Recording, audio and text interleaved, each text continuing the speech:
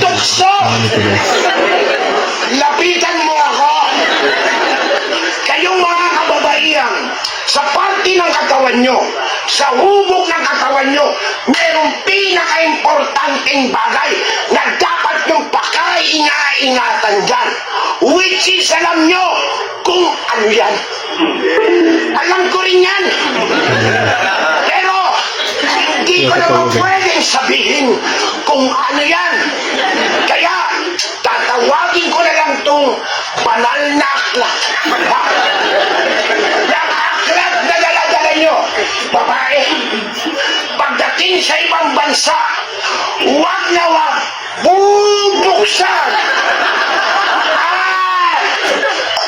Papirmahan. Grabe.